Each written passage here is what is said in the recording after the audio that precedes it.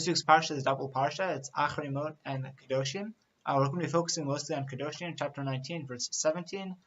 This shiur is based on a Rav Bernstein shiur I heard online. It's on his website, Journeys in Torah, 2018 for Acharei Mot Kedoshim. If you want to hear where this shiur begins specifically, it's about 41 to 42 minutes in.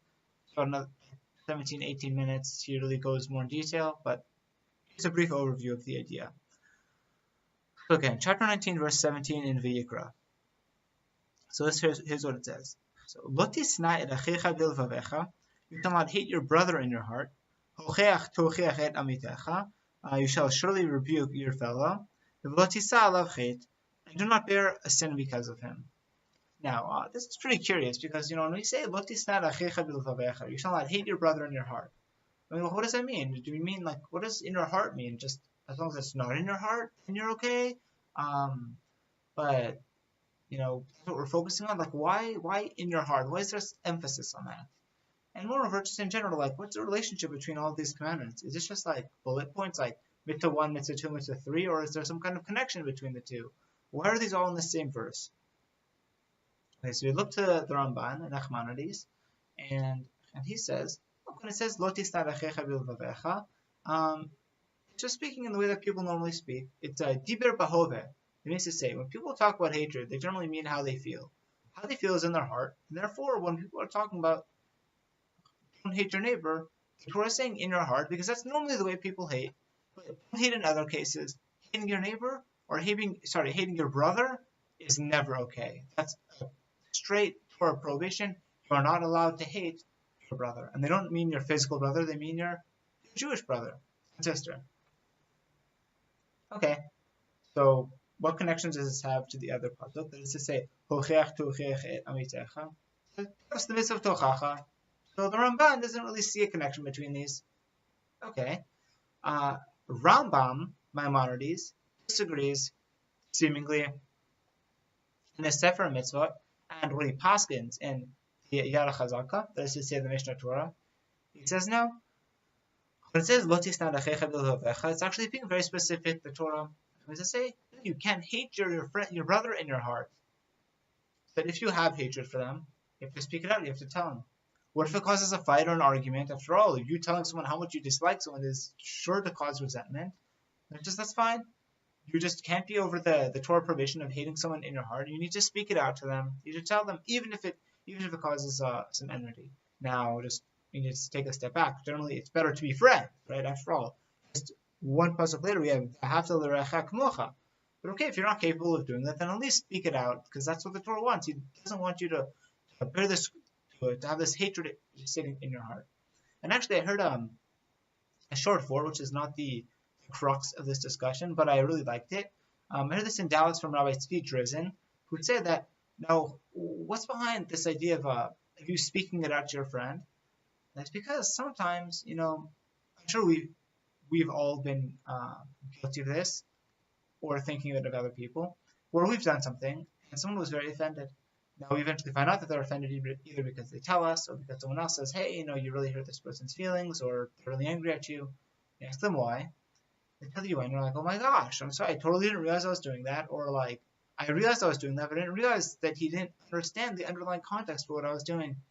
And often what happens is, when you tell someone, you're like, hey, John, you really offended me when you said that, John will then be able to say, will either be able to apologize, or will be able to explain their motivation in doing that. After all, sometimes let's say you're in a class and the professor seems to be unusually harsh to the student. Now the student's he's embarrassed and angry. He goes to the professor and the professor will tell him, look, I'm really sorry. I'm either I have a family member in the hospital, God forbid, or I know that there has been an issue like this in class with other students, and I knew you were a very good student, so I knew, I was hoping you wouldn't take this personally because you know you're a good student, but really I was speaking to everyone else. And just through that process of kind of speaking it out, then you dissolve the tension right there just by talking it out. So maybe that's why you shouldn't leave it in your heart. You need to speak it out so that it dissipates. Okay, so there's more to say about this, about the idea of speaking it out and dissipating, but we're going to plow forward. Okay. But with this theory of the Rambam, there is a difficulty. That is to say, you're not allowed to hate someone in your heart. The Gemara in Pesachim says something very interesting. It asks a great question. That is to say, we'll go back to Parshat Mishpatim in the Sefer Shmot, in Chumash Shmot, to chapter 23, verse 5, where it says, if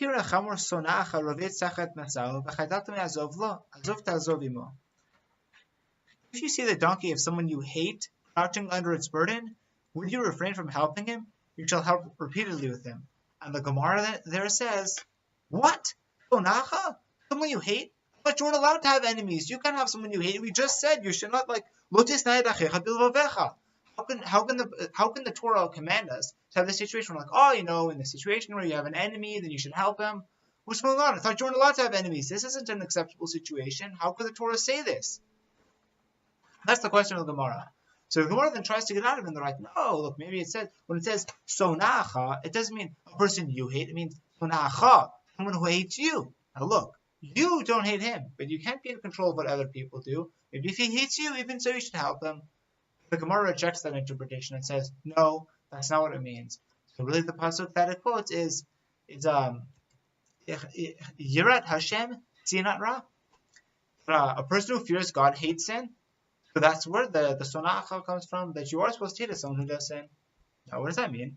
It means that if you have seen the person sinning, and you know that's just how they are, then they can be your enemy. And it's actually codified by Rambam. And Hilchot Rotzeach, which is a little scary. But so if you've seen him do something wrong, a sin, you rebuked him, he doesn't listen, then it's mutter and even a mitzvah to hate him. Now this needs to be understood correctly because this can be twisted out of context. And the Ber Yosef explains. He was a darshan who lived in the past 100 years, and his commentary is fantastic on the Torah. So he says this. Is the Rambam, interestingly, is only speaking about a situation where you've seen him commit the sin. Now, why not even if you heard it? What if you heard it from someone who's very reliable, right? I mean, it's just not good enough. You need to see it. So the point is, we've discussed a similar idea when you're talking about the Makkahs and Moshe not striking the river. But sometimes, when you rebuke someone for doing something wrong that you've seen, you're not only doing it because you know what they're doing in order to tell them of their wrongdoing, but also to sensitize you to the fact that what they're doing is wrong. That is to say, if you see someone doing something wrong, then that contradicts your values or insults your values, then there are two things that are wrong. A, they're doing something wrong, but B, you're being desensitized. Because if you don't react to it, you're like, okay, whatever, it's not such a big deal. Clearly my values aren't so important to me that it would upset me. So you rebuking him is is you giving voice to that upset, and you're resisting. So when you protest, it's not always for him, but sometimes it's also for you. Now, you're showing that there's grounds for the sina. Now, the point of this is the grounds for your sina, for your hatred of them, is only if you saw them, right? Hearing it is not good enough, because only if you see them does this Torah kick in. And we also see that the first response to correct the situation is to rebuke them. You shouldn't just let them stand, you should rebuke them, and it needs to be done correctly. You need to have the other person's, some people think that, Tochacha is their favorite mitzvah. They're looking out for people to do something wrong just so that they could kind of swoop in and tell them what they're doing wrong. That's not the way to go about it. You're meant to care for the person properly. We actually saw this again in Parshat Dvarim. If you want to go look back to see how Moshe criticized the Jewish people, that is the way to do it. That's our first reaction, to give them tochacha and to set them right. And the message here is that it should never degenerate into personal animosity. This is something of a conflict of ideological dislike. Now, how do you know that, and how do you ensure that? So first, you try to help them. That's the first reaction. And second, that's why the Torah phrases it the way that it does. They say, how do you know that your hatred is pure? That you hate them only for the ideology? And again, you don't hate them, but you just have moral disapproval for what they do. So says the Ber Yosef, if you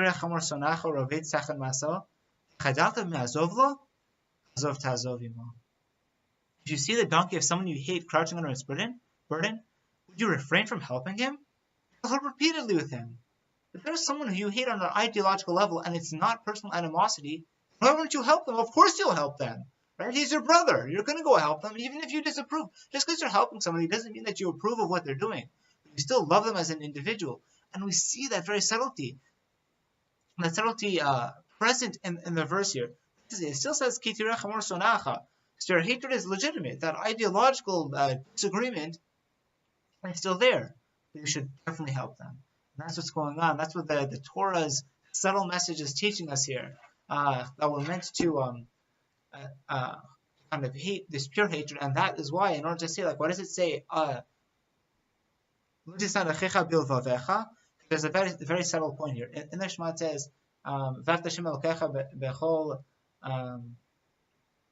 levavcha v'chol nafshecha v'chol meodecha." What does bechol levavcha mean? After all, heart is lev. What does it say? Bechol libcha. Why are there's two vates? Like levavcha. Why do you need those two? The Mishnah in Brachos says in the 9th parak, it's because you have to do with your Yetzer Tov and your Yetzer Hara. You have to put all of yourself in here. So if you're here, when you're hating your brother, you have to do it with your Yetzer Tov. That is to say, ideological dispute with your Yetzer Hara. You have to fight your Yetzer Hara and make sure it doesn't descend into personal animosity. And if you see him in trouble, then you're meant to help him. Good Shabbos.